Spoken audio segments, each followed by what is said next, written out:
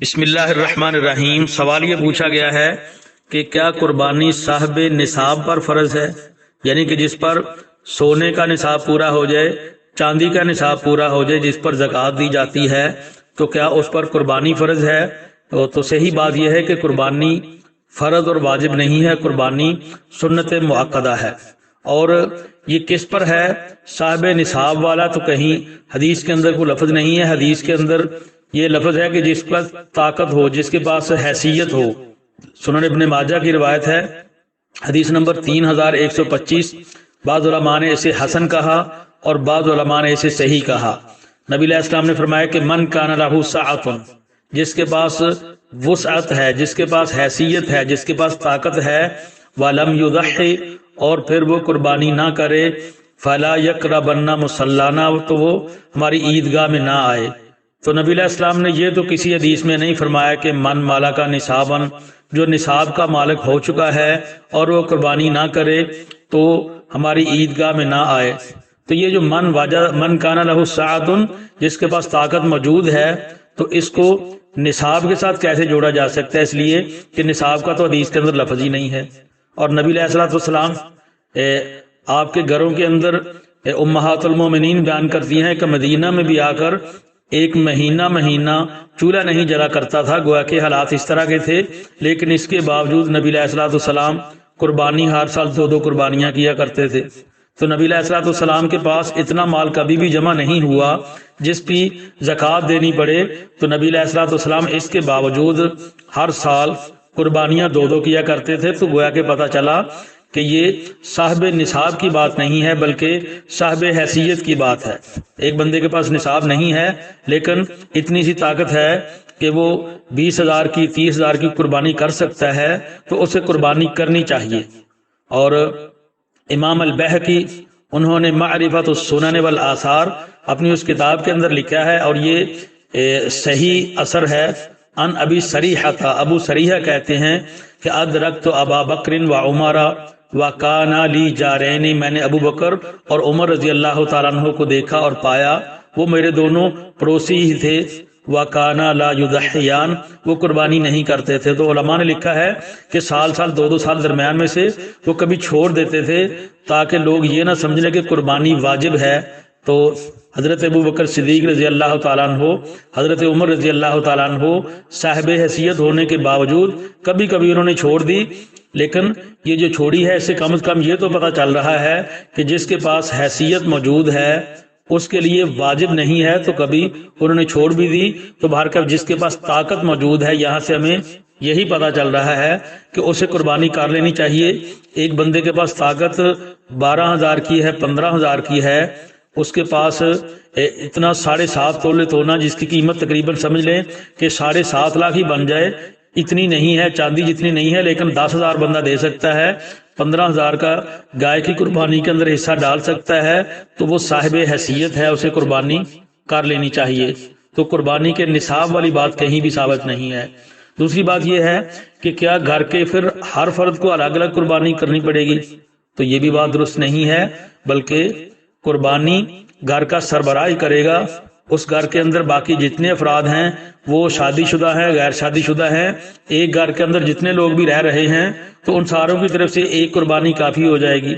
سنن ابن ماجہ کے اندر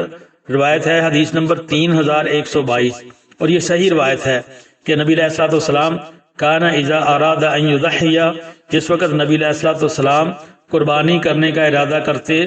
اشترا کبشین عظیمین سمینین، تو نبی علیہ السلام 2 موٹے تازے بہترین خوبصورت اور بالکل بہت ہی موٹے تازے سینگوں والے نبی علیہ السلام 2 بکرے 2 مینڈے لیا کرتے تھے۔ تو فذبح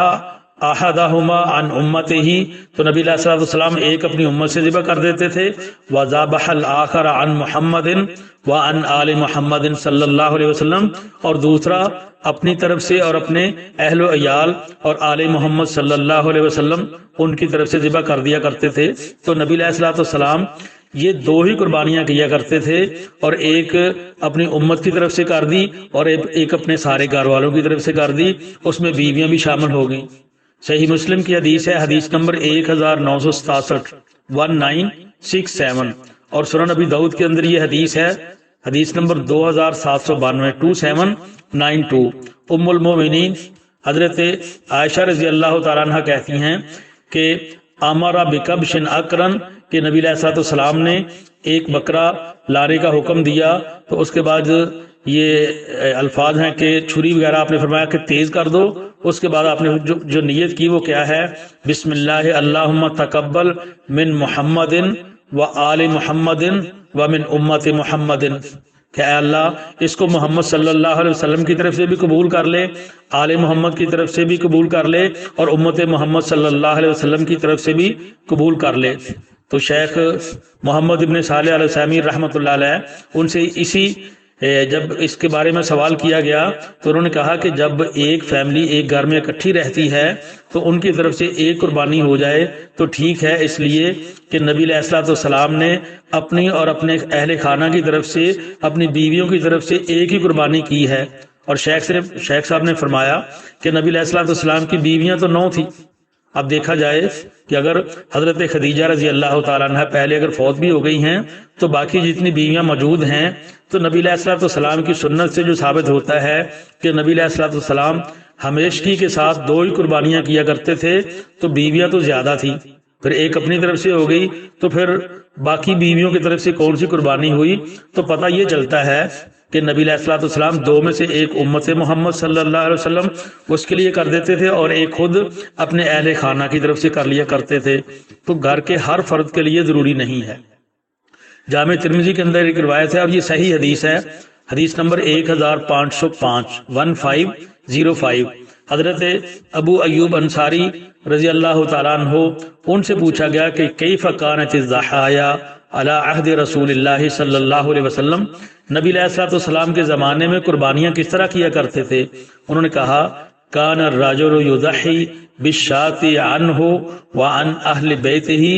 ایک بندہ ایک ہی قربانی اپنی طرف سے بھی اور اپنے گھر والوں کی طرف سے بھی کر لیا کرتا تھا۔ تو مدینہ سارے کا سارا وہ غریب فقیر تو نہیں تھا، اہل مدینہ ان میں بڑے بڑے صاحب ثروت بھی موجود تھے، ان میں باغات کے مالک بھی موجود تھے، ان میں بہت زیادہ پیسے والے بھی موجود تھے۔ تو حدیث کے اندر آتا ہے کہ ایک بندہ اپنی طرف سے اپنے اہل بیت کی طرف سے ایک ہی قربانی کر لیا کرتے تھے۔ اور مصنف عبد الرزاق کے اندر ایک صحیح اثر ہے، حضرت ابو ہریرہ رضی اللہ تعالیٰ عنہ کے بارے میں آتا ہے کہ ان ابا ہریرہ کان یذبح الشاۃ یقول اہلہ وعنا، حضرت ابو ہریرہ رضی اللہ تعالیٰ عنہ ایک ہی بکری ذبح کیا کرتے تھے تو ان کے اہل خانہ کہتے کہ جی ہماری طرف سے، تو وہ کہتے وعنکم، یہ تمہاری طرف سے بھی ہے۔ تو اس سے تو یہی پتہ چل رہا ہے کہ نبی علیہ الصلوۃ والسلام نے بھی